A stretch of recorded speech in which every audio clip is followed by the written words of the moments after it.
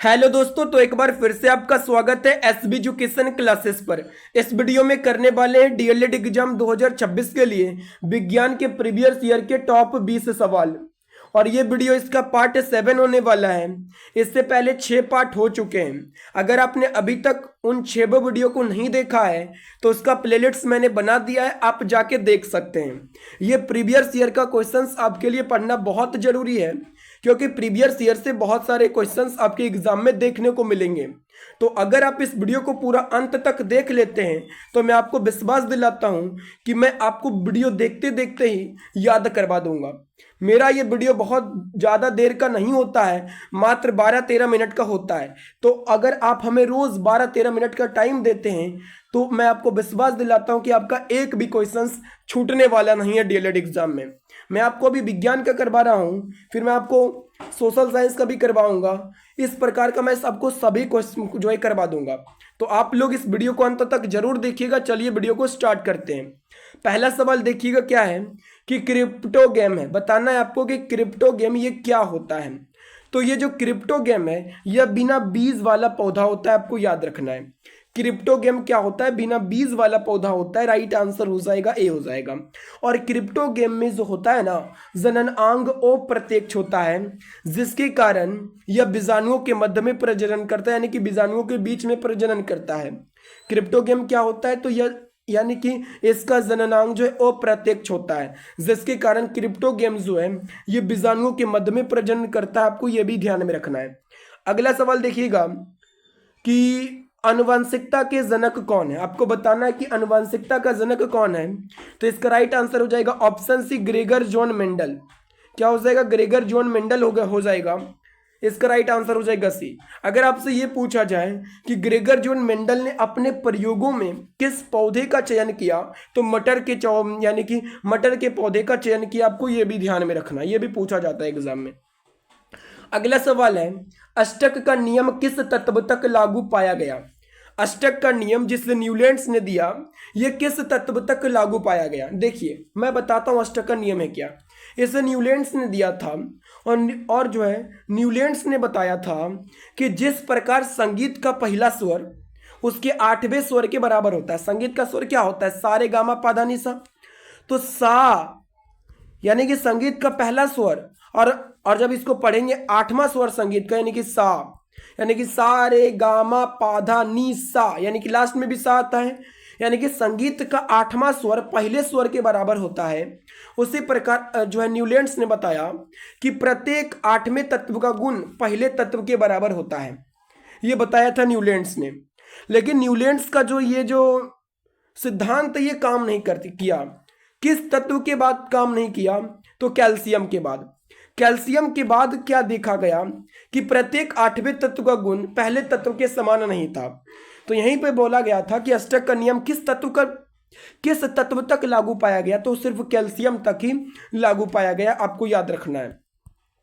अगला सवाल है, ओजोन परत में छेद होने के कारण मानव शरीर का कौन सा अंग सबसे ज्यादा प्रभावित होता है। ओजोन परत क्या करता है? ये हमें सूर्य के पराबैंगनी किरणों से बचाता है।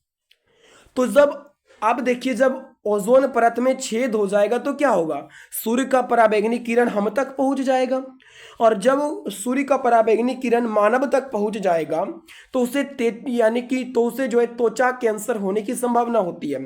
तो यहाँ पे वही बोला गया है कि ओजोन परत में छेद होने के कारण मानव शरीर का कौन से अंग सबसे ज्यादा प्रभावित होता है, तो कौन सा होगा? त्वचा होगा ज्यादा प्रभावित। और जो है और यह भी पूछा जाता है आपसे कि ओजोन परत का सूत्र, तो इसका सूत्र होता है O3 होता है। इसमें 3 अणु होते हैं ऑक्सीजन के। ओजोन परत का सूत्र, और ओजोन परत को छेद करने के लिए जिम्मेदार कौन होता है? तो क्लोरोफ्लोरोकार्बन CFC होता है। इसके कारण जो है ओजोन परत में छेद होता है। और ये क्लोरोफ्लोरोकार्बन निकलता कहाँ से है? तो ये निकलता है जो हम अपने घरों में प्रयोग करते हैं ना, रेफ्रिजरेटर, AC, वहीं से निकलता है। ये सभी निकलता है क्लोरोफ्लोरोकार्बन, जो हमारे लिए नुकसान नहीं होता है। ये जो है ओजोन परत के लिए हानिकारक होता है, जिससे ओजोन परत का ह्रास हो जाता है। आपको याद रखना ये सभी जितना मैंने आपको समझाया। अगला सवाल है, अधिकांश कवकों की कोशिका भित्ति किसकी बनी होती है? तो अधिकांश कवकों की कोशिका भित्ति जो ये काइटिन से बनी होती है, आपको याद रखना है। अगला सवाल है कि एक्स है कि परमाणु में न्यूट्रॉनों की संख्या बताना है। ये जो लिखा हुआ है एक्स, जिसका परमाणु संख्या है 11 और परमाणु द्रव्यमान है 23। देखिए, जब भी आपको कोई भी ऐसा दिखे संकेत एक्स और नीचे लिखा रहा है इस प्रकार, तो ये जो नीचे वाला होता है ना, ये नीचे वाला होता है परमाणु संख्या, याद रखना है आपको। नीचे वाला होता है परमाणु संख्या और जो ऊपर वाला होता है ये होता है द्रव्यमान संख्या। तो यहाँ पे वही बोला गया है कि कोई एक्स तत्व है जिसका परमाणु संख्या कितना दिया हुआ है, परमाणु संख्या यानी कि Z दिया हुआ है कितना, 11 दिया हुआ है, और द्रव्यमान संख्या यानी कि A दिया हुआ है कितना, 23 दिया हुआ है। तो हमसे पूछा है न्यूट्रॉन की संख्या बताना है। तो न्यूट्रॉन की संख्या का फॉर्मूला आता है m, यानी कि n बराबर फॉर्मूला होता है A माइनस में क्या होता है, तो Z होता है। A यानी कि द्रव्यमान संख्या, द्रव्यमान संख्या कितना दिया हुआ है, 23 दिया हुआ है, और माइनस में परमाणु संख्या 11 दिया हुआ है। तो जब हम 23 में से 11 घटाएंगे तो कितना आ जाएगा, 12 आ जाएगा, यानी कि इसका राइट आंसर हो जाएगा क्या, तो हो जाएगा 12 हो जाएगा। अगला सवाल है, पदार्थ का वर्गीकरण किस आधार पर होता है? पदार्थ का जो वर्गीकरण करते हैं वो किस आधार पर करते हैं? तो पदार्थ का वर्गीकरण 2 आधार पर किया जाता है, भौतिक और रासायनिक गुणों के आधार पर पदार्थ का वर्गीकरण किया जाता है, आप लोगों को याद रखना है। अगला सवाल है, पाइरूवेट विखंडन के उपरांत कार्बन डाइऑक्साइड जल तथा ऊर्जा देता है, यह क्रिया कहाँ संपन्न होती है? पाइरूवेट जब विखंडन होता है तो उसके उपरांत कार्बन डाइऑक्साइड तथा ऊर्जा देता है। आपको बताना है कि यह क्रिया कहाँ संपन्न होती है, तो यह क्रिया माइटोकॉन्ड्रिया में संपन्न होती है। अब देखिए, पाइरूवेट का जो विखंडन होता है, इसका विखंडन ऑक्सीजन की उपस्थिति में होता है, और आपको पता होगा कि जब किसी का विखंडन ऑक्सीजन की उपस्थिति में होता है तो वहां पे वायवीय शोषण होता है। कौन सा शोषण होता है? तो वहां पे जो है ना वायवीय शोषण होता है, आप लोगों को याद रखना है। और ये जो है वायवीय शोषण कहाँ होता है? माइटोकॉन्ड्रिया में होता है। तो इसका राइट आंसर हो जाएगा बी। अगला सवाल है, चंद्रमा का द्रव्यमान पृथ्वी के द्रव्यमान का 0.012 गुना तथा व्यास पृथ्वी के व्यास का 0.25 गुना हो तो जी का मान चंद्रमा पर होगा। देखिए, यहाँ बड़ी जी है, तो बड़ी जी को कहते हैं गुरुत्वाकर्षण का सार्वत्रिक नियतांक कहते हैं, और ये जो है किसी पर निर्भर नहीं करता है। इसका जो है यानी कि जो बड़ी जी का मान होता है, ये जो है चंद्रमा तथा पृथ्वी के द्रव्यमान से स्वतंत्र होता है, यानी कि बड़ी जी का मान चंद्रमा और पृथ्वी पर क्या होगा, बराबर होगा। क्या होगा, बराबर होगा। तो यहाँ पे बोला गया है कि जी का मान चंद्रमा पर होगा, कितना होगा, तो पृथ्वी पर इसके मान के बराबर होगा। इसका राइट आंसर क्या हो जाएगा, डी हो जाएगा। लेकिन अगर आपसे छोटी जी का मान पूछें तो छोटी जी का मान पृथ्वी के मान का 1/6 गुना होता है, चंद्रमा पर 1/6 गुना होता है। आपको ये भी ध्यान रखना है। अगर आपसे ये पूछा जाता है कि जी का मान कितना होता है, ये भी पूछा जाता है जी का मान, तो जी का मान होता है कितना होता है, तो 6.67 गुना 10⁻⁻11 होता है न्यूटन मीटर स्क्वायर बटे में केजी स्क्वायर होता है, ये इसका मान होता है। अगला सवाल देखिएगा, विद्युत चुंबकीय प्रेरण की खोज किसने की थी? तो विद्युत चुंबकीय प्रेरण की खोज किया था फेराडे ने। किसने किया था? फेराडे ने किया था। आपको याद रखना है, विद्युत चुंबकीय प्रेरण की खोज फेराडे ने किया था। अगला सवाल है, निम्नलिखित में कौन सा जीवाश्म ऊर्जा है? जीवाश्म ऊर्जा क्या होता है? जो जीवों के अवशेष से बनता है, यानी कि जब बहुत सारे जीव जो है, जीवों का मृत शरीर जब धरती के अंदर दब जाता है, पेड़ पौधे का जो है जब वो धरती के अंदर दब जाता है तो लाखों साल बाद, करोड़ों साल बाद जो है वहाँ से जीवाश्म ऊर्जा बनता है, यानी कि पेड़ पौधे के अवशेष से बनता है, मृत शरीर से बनता है ना, तो वो होता है कोयला। तो यहाँ बोला गया कौन सा जीवाश्म ऊर्जा है? कोयला है। और कोयला के अतिरिक्त और भी होता है, जैसे पेट्रोलियम, प्राकृतिक गैस, ये सभी जो है जीवाश्म ऊर्जा के स्रोत होते हैं, आपको याद रखना है। अगला सवाल है, समुद्र तल की गहराई ज्ञात करने के लिए समुद्री जहाज में किस विशेष तकनीक का उपयोग किया जाता है? यानी कि समुद्र तल की गहराई को अगर हमें ज्ञात करना है तो समुद्री जहाज में किस विशेष तकनीक का उपयोग किया जाता है? तो सोनार तकनीक का उपयोग किया जाता है। इसका राइट आंसर हो जाएगा सी, आपको ध्यान में रखना है। अगला सवाल है, निम्नलिखित में से किसे एक मृत यांत्रिक उत्तक माना जाता है? मृत यांत्रिक उत्तक किसे माना जाता है? तो स्क्लेरेन काइमा को माना जाता है मृत यांत्रिक उत्तक। इसका ये जो है मृत कोशिका से बना होता है और ये क्या होता है, ये पादप का एक सरल अस्थाई उत्तक होता है। आपको ये भी ध्यान में रखना है और आपको याद रखना है कि ये जो स्क्लेरेन काइमा है इसमें जीव द्रव नहीं पाया जाता है। स्क्लेरेन काइमा में जीव द्रव नहीं पाया जाता है, आपको ये भी ध्यान में रखना है। अगला सवाल देखिएगा क्या है कि अमीटर को विद्युत परिपथ में किस क्रम में जोड़ा जाता है? तो अमीटर है ना, ए मीटर को विद्युत परिपथ में श्रेणी क्रम में जोड़ा जाता है। अगर आपसे ये पूछा जाए कि ए मीटर से विद्युत परिपथ में क्या मापा जाता है, तो ए मीटर से जो है विद्युत धारा मापा जाता है। ए मीटर से जो है परिपथ में क्या मापा जाता है? विद्युत धारा मापा जाता है और ए मीटर को श्रेणी क्रम में जोड़ा जाता है।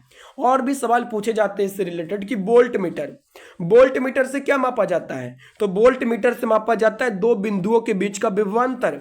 और वोल्ट मीटर को जो है विद्युत परिपथ में समानांतर क्रम में जोड़ते हैं, आपको यह भी याद रखना है। अगला सवाल देखिए, न्यूमेरिकल है फिजिक्स का, कि एक बस की चाल 10 सेकेंड है। चाल कितनी, सॉरी, एक बस की चाल 10 सेकेंड में 36 किलोमीटर प्रति घंटा से 72 किलोमीटर प्रति घंटा हो जाती है, तो इसका त्वरण क्या होगा? यानी कि यहाँ पे समय दिया हुआ है 10 सेकेंड और यहाँ पे बताया गया है कि एक बस की चाल 10 सेकेंड में 36 किलोमीटर प्रति घंटा से 72 किलोमीटर प्रति घंटा हो जाती है। तो त्वरण यानी कि त्वरण क्या होता है? वेग में परिवर्तन की दर को त्वरण कहते हैं। यानी कि होता है v माइनस में u बटा में t, वेग में परिवर्तन की दर को त्वरण कहते हैं। अब देखिए v कितना दिया हुआ है? 36 किलोमीटर प्रति घंटा दिया हुआ है।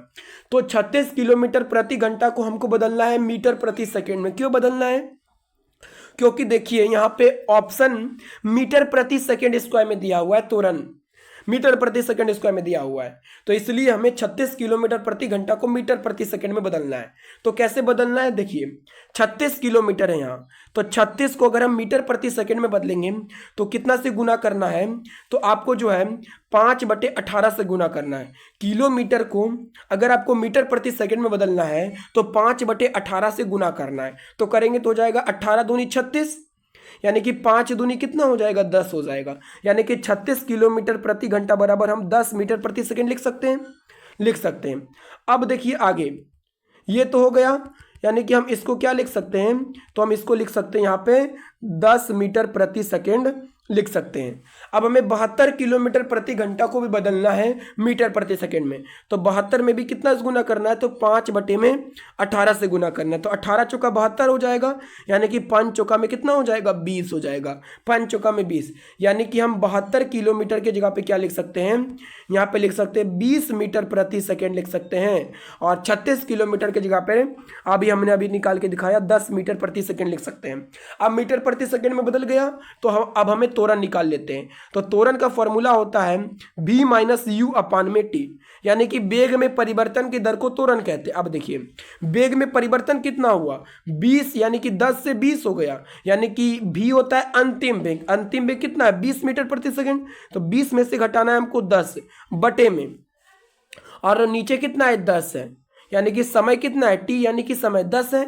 अब देखिए, तो जब हम 20 में से 10 घटाएंगे तो यहाँ पे लिख देते हैं 10।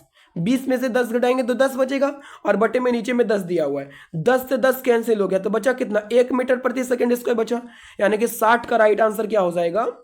डी हो जाएगा। 60 का राइट आंसर डी हो जाएगा। अगला सवाल देखिएगा, रेटिना प्रकाश को परिवर्तित करता है। रेटिना प्रकाश को परिवर्तित करता है किसमें? तो विद्युत सिग्नल के रूप में परिवर्तित करता है रेटिना प्रकाश को। आपको याद रखना है, अगर आपसे पूछा जाए कि हमारे आंखों में कौन सा लेंस लगा होता है, तो हमारी आंखों में जो है ना कौन सा लेंस लगा होता है? तो उत्तल लेंस लगा होता है। आपको ये भी याद रखना है। पूछा जाता है कि नेत्र लेंस किसे कहते हैं? तो उत्तल लेंस को कहते हैं।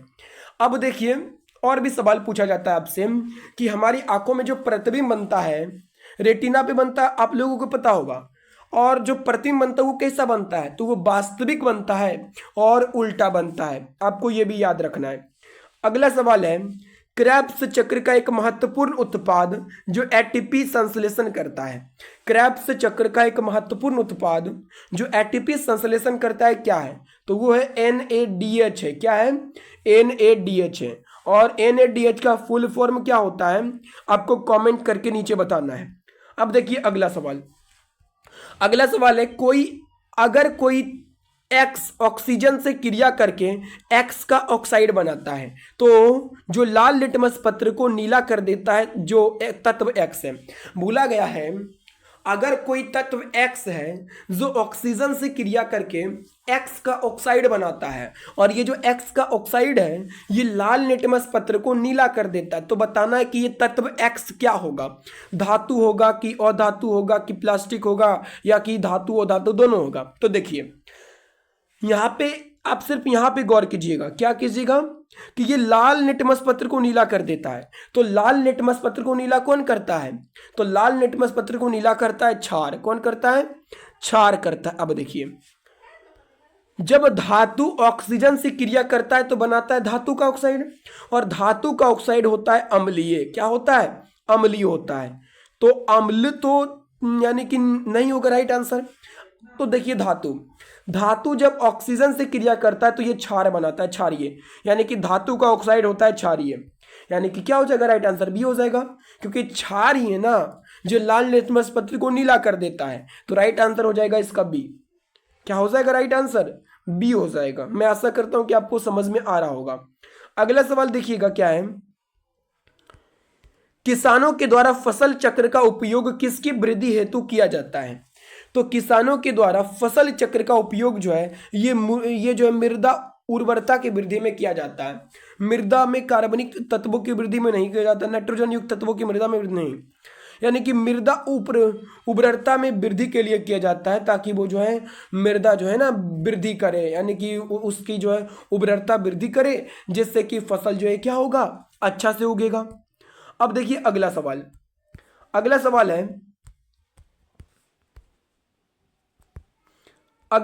है प्रकाश संश्लेषण में निम्नलिखित में कौन सा कथन सत्य है? प्रकाश संश्लेषण के संबंध में कौन सा कथन सत्य है? ऑप्शन है कि यह ऊष्माक्षेपी अभिक्रिया है या ऊष्माक्षेपी अभिक्रिया या दोनों है। तो देखिए प्रकाश संश्लेषण क्या होता है? ऊष्माशोषी अभिक्रिया होता है, याद रखना है। प्रकाश संश्लेषण या ऊष्माशोषी अभिक्रिया होता है। राइट आंसर हो जाएगा क्या? ए हो जाएगा। तो ये थे साइंस के टॉप 20 प्रीवियस ईयर के क्वेश्चंस जो आपके डीएलएड एग्जाम के लिए बहुत ही इंपॉर्टेंट है। अगर और भी इस तरीके के वीडियो आपको चाहिए तो चैनल को सब्सक्राइब कर लीजिएगा, और वीडियो पसंद आया हो तो वीडियो को लाइक कर दीजिएगा। चलिए मिलते हैं अगले वीडियो में, तब तक के लिए धन्यवाद।